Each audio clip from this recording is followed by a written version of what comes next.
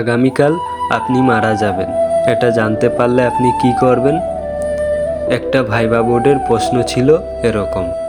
প্রার্থী জবাব দিলেন, বেছে বেছে আমার শত্রুদের সাথে সাক্ষাৎ করব। উত্তর শুনে ভাইবা বোর্ডের সদস্যরা তো অবাক।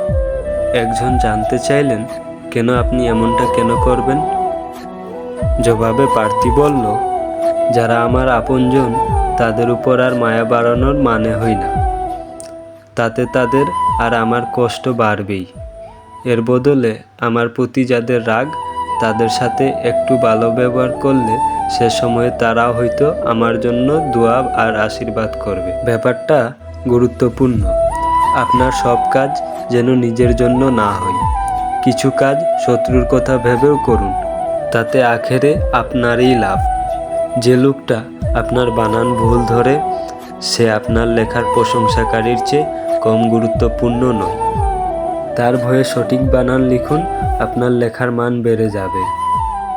প্রতিটা অর্জনের চেষ্টার পেছনে শত্রু থাকলে সেটা দূরত্ব পাওয়া যায়।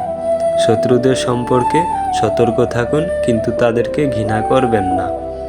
একটা মানুষ যখন আপনাকে গালি দেয়, তখন সে আপনার কাছে থেকেও একটা পাল্টা গালি শোনার জন্য অপেক্ষা করে থাকে। আপনি গালি দিলে সে তো ব্যাপারটা চূড়ান্ত নোংরামি হয়ে গেল, আর তার উদ্দেশ্য সফল হলো। আর যদি গালির জবাবে হাসি মুখে তাকে শুভকামনা জানান, সে আপনাকে নতুন করে আবিষ্কার করবে। কাউকে তর্ক আড়ানো মানে জয়ী হওয়া নয়। কখনো কখনো অন্যের যুক্তি মেনে নেওয়া প্রকৃত বিজয়ী।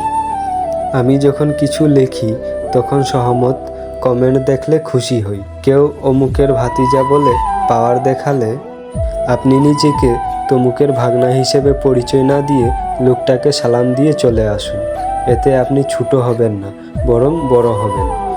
ভালো থাকুক চারপাশের মানুষগুলো।